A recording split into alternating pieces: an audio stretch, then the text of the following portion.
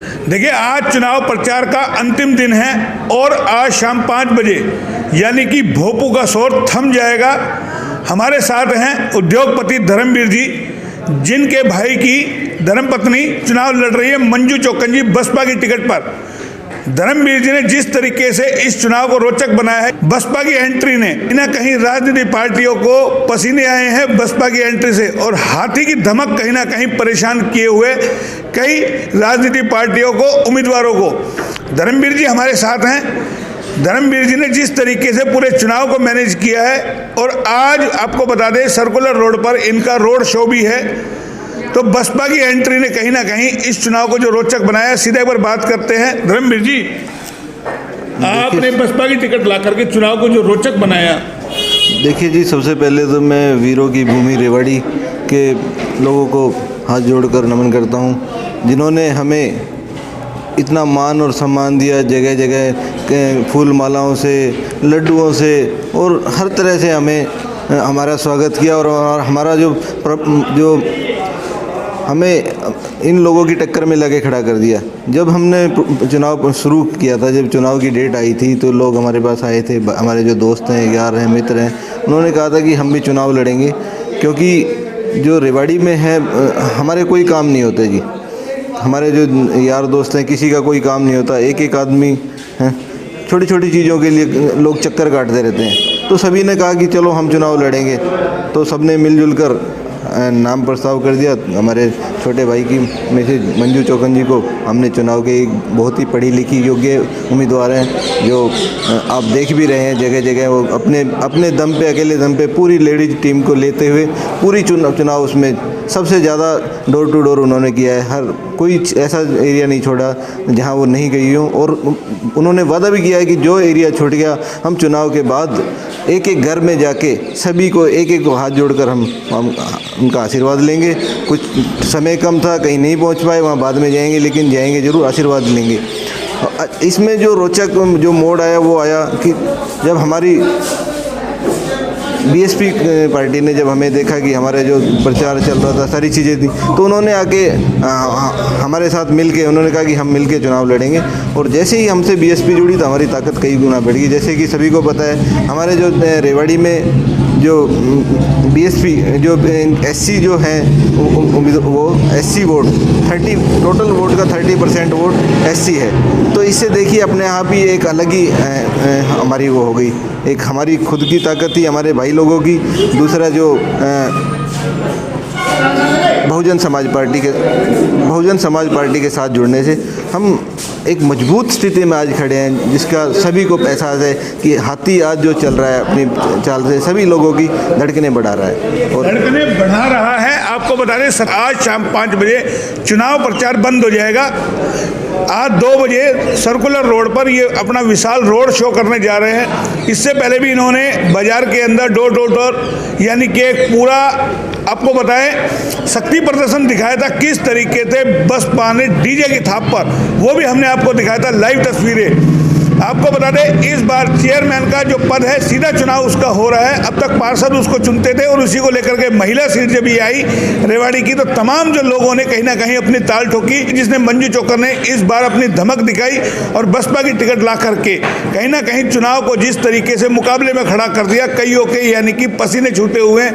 हालांकि क्या स्थिति होगी वो परिणाम के बाद सामने आएगा, लेकिन रेवाड़ी की जनता ने कहीं ना कहीं बता दिया इस बार मुकाबला कांटे का है। चुनाव जीतने के लिए तमाम जो प्रचार प्रसार किए गए, मंजू जी ने भी एक एक गली गली 2-2 फुट की हमने आपको दिखाया था किस तरीके से। अब आप कहां खड़ा पा रहे हैं धर्मवीर जी अपने आप को? देखिए, चुनाव प्रचार आपका हो चुका, आज अंतिम दिन है। देखिए जी, जैसा कि हमें जिस तरह के सहयोग मिल रहे हैं, जगह जगह सम्मान किया जा रहा है, जगह जगह हर कोई ऐसा मोहल्ला, कोई ऐसी गली नहीं है जहाँ नुक्कड़ सभाएं कराई हैं, बड़े वो कराए हैं। एक एक आदमी खुद चल के जुड़ के कह रहे जी हम आम आदमी के साथ चलेंगे। और मैंने अपने जो साथी हैं उन सबको कह दिया है जी, मैं अब 24 घंटे 365 दिन मैं जनता के लिए समर्पित हूँ।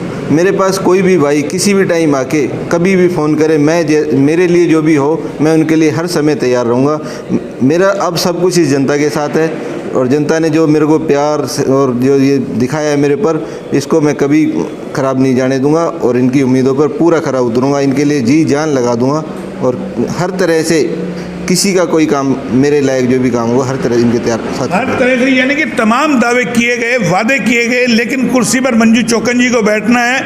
साथ में अब एक बार ये भी जान लेते हैं आखिर ऐसे कौन कौन से मुद्दे हैं जो ये लेकर के गए और मंजू चौकन अपने वोटरों को समझाने में कामयाब रही। यानी कि बसपा के जितने भी मंजू चौकन के साथ समर्थक लगे हुए थे, क्या कुछ उन्होंने अपने अपने वोटरों को समझाया? आखिर चुनाव जीतने के बाद पहली क्या प्राथमिकता होगी वो भी जान लेते हैं। आपने क्या क्या विजन आप लेके गए, आपने प्रत्याशी उतारा, क्या कुछ हो जाकर? देखिए जी, सबसे जो बड़ा मुद्दा यहाँ जो नगर परिषद रेवाड़ी में है, भ्रष्टाचार का मुद्दा सभी को पता है। हम इनको जो ये भ्रष्टाचार जो पनप रहा है यहाँ पे, उसको हम जड़ से ख़त्म करने का काम करेंगे। दूसरा जो हमारे शहर की जो सबसे बड़ी समस्या है वो है कैटल की, जो रोड पे जगह जगह घूम रहे हैं, इनका कोई व्यवस्था नहीं है, कहीं घूम रहे हैं, पशु घूम रहे हैं। हम इनके लिए प्रॉपर प्लानिंग करके इनको शहर को 100% कैटल फ्री करेंगे। सड़कों की जो हालत है वो आप सभी देख रहे हैं, सड़कों की जगह जगह टूटे खड्डे हो रहे हैं, बरसात थोड़ी सी बरसात आती जगह जगह पानी भर जाता है, सीवरों की कोई व्यवस्था नहीं है, सीवर थोड़े से बारिश में ही ओवरफ्लो हो जाते हैं। इनको सभी चीज़ों को प्रॉपर तरीके से करा के, और हमारी जो प्रत्याशी मंजू चौकन जी हैं बहुत ही पढ़ी लिखी और कर्मठ उम्मीदवार हैं, जो हमारे और जो सभी से जो लोगों का आ रहा है कि सबसे पढ़ी लिखी और सबसे कर्मठ, जो अपने दम पे ही अपना जो नगर चेयरमैन का वो एक अकेली वो प्रत्याशी हैं, जो बाकी सबके साथ लोग लगे हैं, जो कहते हैं ना कि बैठेंगे चेयर पे वो बैठेंगे संभालेंगे वो, लेकिन हमारी प्रत्याशी एक ऐसी प्रत्याशी है जो खुद अपने दम पे सारे डिसीजन लेंगी और अपने शहर को एक नया वो देंगी। देखिए, पूरा चुनाव धर्मवीर जी ने किस तरीके से अपनी गिरफ्त में लिया और पूरा यानी कि एक शालीनता से बसपा का यानी कि सर समाज के लोगों को साथ लेकर के ये चले, कहीं भी जातिवाद और धर्म की स्थिति को नहीं आने दिया, ये कहीं ना कहीं दिखता है इस बार। और आपको बता दें, अहिरवाल क्षेत्र है, सबको साथ लेकर के चलना कहीं ना कहीं बड़ी चुनौती था। और मंजू चौकन जी ने जिस तरीके से एक एक गली गली पहुँच करके वोटरों का कहीं ना कहीं मनमुहार अपनी बात समझाने में कहीं ना कहीं कामयाब हुई। अब वो कितनी कामयाब हुई है वो आएगा चुनाव परिणाम के बाद। धर्मवीर जी, प्राथमिकता क्या होगी अब आपकी? सबसे पहले अगर मंजू चौकन जी चुनाव जीत के कुर्सी पे बैठती है, रेवाड़ी का ऐसा कौन सा सबसे बड़ा मुद्दा है जिसको सबसे पहले हल किया जाए? देखिए जी, सबसे जो है ना, हम रेवाड़ी अपनी रेवाड़ी को सबसे पहले, रेवाड़ी की जो सड़कें हैं और चौराहे हैं टूट फूट रहे हैं, सबसे पहले हम अपनी सड़कों की व्यवस्था और चौराहों की व्यवस्था जो टूट रहे हैं, जहाँ धूल मिट्टी उड़ रही है, हम सबसे पहले ऐसी रेवाड़ी बना देंगे। चमचे कोई बाहर से अंदर घुसेगा तो पता लगेगा हाँ रेवाड़ी में हम घुसे हैं। देखिए, जो शहर का जो विकास दिखता है सबसे पहले सड़कों से ही दिखता है। उसके जब हम पहले सड़कों को पूरी अच्छी तरीके से बना देंगे, कहीं कोई टूट फूट नहीं होगी, कोई हर प्रॉपर तरीके से। अच्छा, आप लोगों ने घोषणा पत्र किया और भी राजनीतिक पार्टियों ने घोषणा पत्र किया, क्या डिफरेंस आप दोनों में? देखिए जी, हमारा जो वो कह रहे हैं हम फ्लाईओवर बनाएंगे, बस स्टैंड, क्या ये नबके एरिया में आता है नगर परिषद? देखिए जी, जो लोग बाग है ना, वो तो हवाई फायर है जो कर रहे हैं। हमने जो एक एक चीज़ हमारा, आप देखो एक एक चीज़ जो नगर परिषद जो चेयरमैन के उसमें है, हम वही हमने अपने उसमें दिया है। हम ये नहीं कहते हम काम नहीं करा सकते, वो हमने वादे किए ही नहीं है, हम वो ही किए हैं जो हम करा सकते हैं। और वो हम अच्छे, और जो हमारे जो शहर की ज़रूरत है, जो इस शहर की सबसे बड़ी ज़रूरत है, वही हमने वादे किए हैं जो होने बहुत ज़रूरी हैं, जिससे शहर में सारी चीज़ें सही होंगी, वही वादे हमने किए हैं। और उन सब वादों को अपने प्रॉपर प्लानिंग से और अपनी टीम के साथ बैठ के सभी वादों पे खरे उतरेंगे और एक अलग ही रेवाड़ी, नई रेवाड़ी का निर्माण करके देंगे। तो देखिए, तमाम जितने भी जो प्रत्याशी थे या उनके समर्थक हैं, सबके जहन में एक ही सपना है कि इस रेवाड़ी में विकास हो, रेवाड़ी का सौंदर्यीकरण हो, सड़कें बढ़िया हो।